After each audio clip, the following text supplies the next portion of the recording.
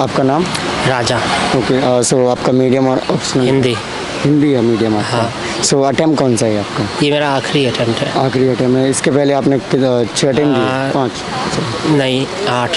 8 attempt OBC category से? OBC. तो इतने सबसे पहले तो मैं यही पूछना चाहूँगा कि इतने लंबे टाइम तक प्रिपरेशन में लगे रहे, मोटिवेशन कहाँ से आया आपको?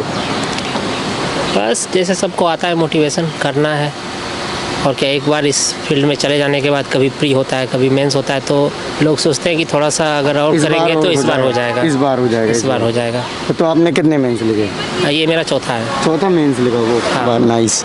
ओके, और ऑप्शनल क्या रखा आपने? हिंदी लिटरेचर। हिंदी लिटरेचर। सो सबसे पहले अभी आप पेपर देकर आ रहे हो GS 3 का, तो वो पेपर कैसा रहा? ठीक रहा। कुछ पेपर तो काफ़ी सब्जेक्ट स्पेसिफिक था, तो उसमें थोड़ा प्रॉब्लम हुआ। बाकी जो कॉमन सेंस वाला था, जैसे इकॉनमी का एक सामान्य समझ जो यूपीएससी चाहती है, या एग्रीकल्चर वगैरह पे, स्पेशली आजकल तो एग्रीकल्चर पे, फूड प्रोसेसिंग वगैरह पे ज़्यादा फोकस कर रही है, और सिक्योरिटी पे तो राइट। और इकोनॉमी जैसा सब्जेक्ट आई थिंक हिंदी वालों के लिए थोड़ा सा कठिन माना जाता है, मुझे पर्सनली ऐसा लगता है। ऐसा होता है। जैसे पिछले साल इकोनॉमी से जो स्पेसिफिक था, डीप इकोनॉमी, उससे ज़्यादा सवाल थे। इस बार सामान्य समझ से जुड़ा सवाल था, तो हमको नहीं लगता है ज़्यादा समस्या होगा हिंदी माध्यम को। ओके, सो करंट अफेयर्स से रिलेटेड था? हाँ, समसामयिकी से, कंटेम्प्रेरी इशूज़। करंट से 1-2 सवाल थे, पर कंटेम्प्रेरी इशूज़ ज़्यादा था। Contemporary issues. तो आपने सारे पेपर सही से कर लिए, टाइमली क्वेश्चंस? हाँ, अंत समय में तो हड़बड़ हो ही जाता है थोड़ा सबको, तो बट ऑलमोस्ट हो गए। एक सवाल जो काफ़ी स्पेसिफिक था, डीप साइंस था, सेल्यूलोज से जुड़ा हुआ, तो वो बस माइनेज हुआ जैसे तैसे। जी। सर, आपने जैसे कि 7-8 अटैम्प्ट अपने दे दिए, और मेंस भी आपने 4 बार लिखा, तो मेंस के जब रिजल्ट आए तो आपको कहाँ लगा कि आपकी कहाँ कमियाँ नज़र आई, या फिर किस पेपर में मार्क्स कम आते थे? ओवरऑल ही कम रहता था। हिंदी माध्यम वालों के साथ सबसे बड़ा समस्या है कि प्रैक्टिस कम करते हैं वो लोग। ओके। तो हम भी ऑब्वियसली कम ही किए थे प्रैक्टिस, तो एक तो वो प्रॉब्लम था, और बस ओवरऑल ही कम रहता है सब में। ओके, सो क्या लगता है, जैसे कि आपने अभी प्रैक्टिस की बात करी, क्या कोचिंग जो इंस्टीट्यूट है हिंदी मीडियम वाले, वो भटका रहे हैं स्टूडेंट्स?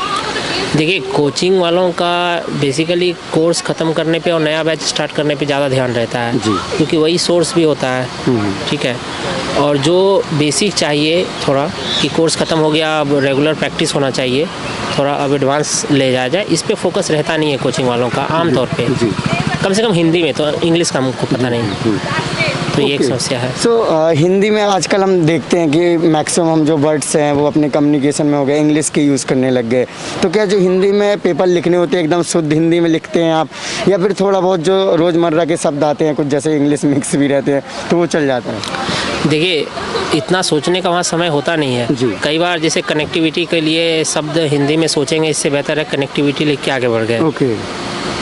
डेमोग्राफिक डिविडेंड के लिए जनांकीय लाभांश कई बार नहीं आता है माइंड में, तो किसी क्वेश्चन में जनांकीय लाभांश, और उसी क्वेश्चन में अगले पैराग्राफ में डेमोग्राफिक डिविडेंड लिख के आगे बढ़ जाते हैं। ओके। और कोई विकल्प होता भी नहीं है। ओके, सो आपको क्या लगता है कि ये सबसे बड़ी समस्या आपको नज़र आ रही है, क्योंकि आप हिंदी के हो और सारी चीज़ें हिंदी में पढ़ रहे हो, बट वो वर्ड्स रिकॉल नहीं कर पा रहे हो? नॉर्मली हर किसी के साथ अब प्रॉब्लम आने लग गई है। देखिए, ये समस्या तो है ही। हाँ।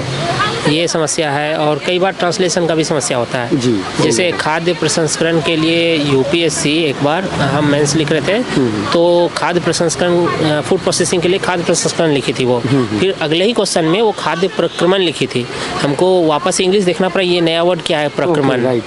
तो वो उनके साथ भी प्रॉब्लम है। तो आपका कहने का मतलब है कि जो अब हिंदी वाले स्टूडेंट्स हैं उनको इंग्लिश की हल्की फुल्की समझ होनी चाहिए? हाँ, होना ही चाहिए।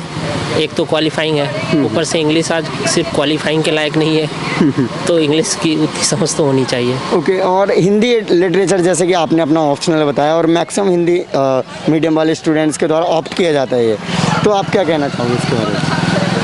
एक्चुअली देखिए, हर सब्जेक्ट का अपना अपना एक फ्लेवर होता है, तो मेरे ख्याल से देख लेना चाहिए लोगों को कि मेरे फ्लेवर का है कि नहीं, कुछ दिन पढ़ के एटलीस्ट। हमको पर्सनली महसूस हुआ लेने के बाद कि हमको नहीं लेना चाहिए था, लेकिन हम काफ़ी आगे बढ़ गए थे, लौटने का विकल्प था नहीं, तो हम पर्सनल अपने एक्सपीरियंस से बोल रहे हैं कि एक बार देख लेना चाहिए। एक्चुअली सब लोग ले रहे होते हैं, तो सभी आ जाते हैं कि हिंदी वालों का हिंदी लिटरेचर लेने से ही होगा, पर ऐसा कुछ है नहीं। मतलब कम से कम हमको नहीं लगता कि ऐसा है। राइट।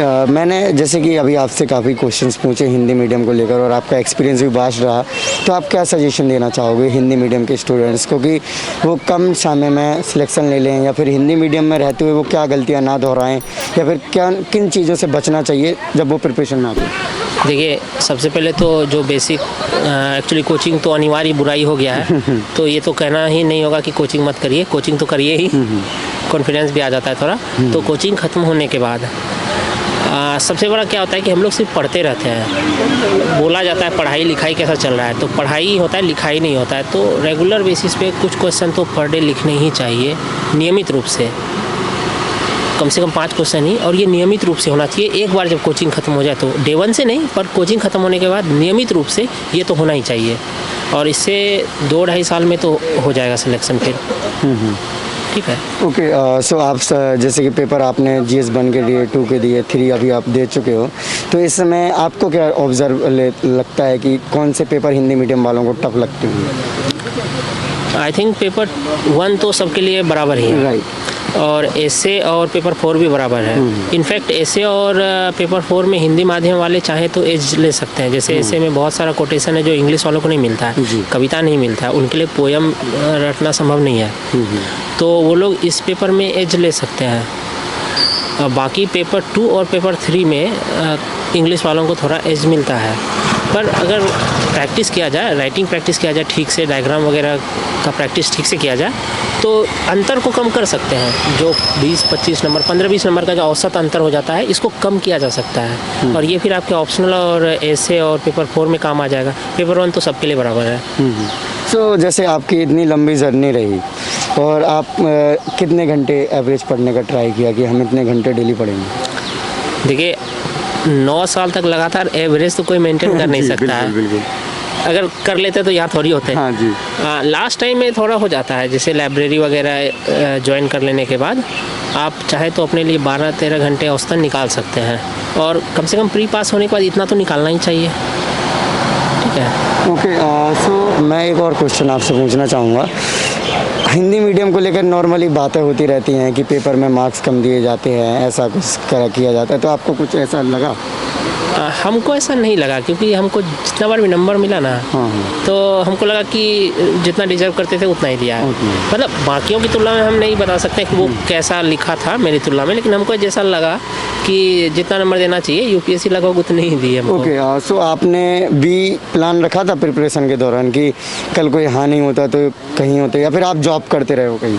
देखिए, ऐसा कहीं जॉब तो हम कर नहीं रहे, फुल टाइम तैयारी ही कर रहे थे, और प्लान बी होता तो ये 9 आइटम थोड़ी होता, तो प्लान बी था नहीं। आमतौर पे लोगों का होता भी कम ही है, और रखना चाहिए, वैसे रखना चाहिए। सो जैसे कि एक और अपन को कैंडिडेट मिले थे जो इस बार उन्होंने कहा था कि हमारे 10 साल बर्बाद हो गए हैं, या ऐसे हर कई स्टूडेंट्स होते हैं जिनके सिविल सर्विसेज में कईयों साल बर्बाद हो जाते हैं, लास्ट में अगर उनको सफलता हासिल नहीं होती है, तो फिर आपने कुछ ऐसा सोचा है कि कल को कुछ और कर सकते हैं? देखिए, प्रॉब्लम जानते हैं क्या है? सिविल सर्विस के पूरे क्या कहते हैं जो प्रणाली है, और इससे जो मिलने वाला जो लाभ है, उसमें प्रॉब्लम है। लोग यहाँ जॉब के लिए नहीं आते हैं कि एक बार हो जाएगा तो 80,000 रुपया सैलरी मिलेगा। इसके बाद जो लोगों को एक सामाजिक हैसियत में वृद्धि हो जाती है, और भी देखिए वो एक सेकेंडरी है। सामने तो यही होता है कि हमको समाज के लिए काम करने को मौका मिलेगा, पर समाज के लिए काम करना सिर्फ सिविल सर्विस ही एक तरीका नहीं है। एक जो स्टेटस में थोड़ा राजा की तरह कहीं ना कहीं ट्रीट किया जाता है जो सिविल सर्वेंट बन जाता है। मैं भी कई ऑफिस में जाता हूँ, देखा जाता है कि बहुत सारा स्टाफ दिया जाता है, बाकी सारी ये चीज़ ना थोड़ा अगर देखा जाए तो एक सोसाइटी के मेंटल करप्टनेस को भी दिखाता है कि जहाँ डेमोक्रेटिक सोसाइटी में हम रहते हैं, सब बराबर है, वहाँ अगर कोई ये चाहता है कि हम एक एग्ज़ाम पास करके सबसे ऊपर हो जाए, तो ये मेंटल करप्टनेस को दिखाता है। लेकिन सोसाइटी ऐसा ऑरा बना हुआ है सिविल सर्विस का कि लोग 5 साल 10 साल पूरा जवानी खपा देते हैं। ठीक है। ओके। सो लास्ट में कोई मैसेज देना चाहेंगे आप स्टूडेंट को, क्योंकि आपका एक्सपीरियंस ज़्यादा था तो मैंने आपसे ज़्यादा क्वेश्चन कर लिए, हालांकि इस टाइप में मुझे परेशान नहीं करना चाहिए। बस पढ़िए, और क्या, मन से जितना भी साल लगे, कम से कम समझ तो विकसित होता ही है। कहते हैं सिविल सर्विस जो है आदमी बना देता है। एक सर है हमारे, वो बोलते हैं बच्चा आता है आदमी बन के जाता है। तो बिल्कुल बस ऑल द बेस्ट सबके लिए। Okay, thank you so much, wish you all the best.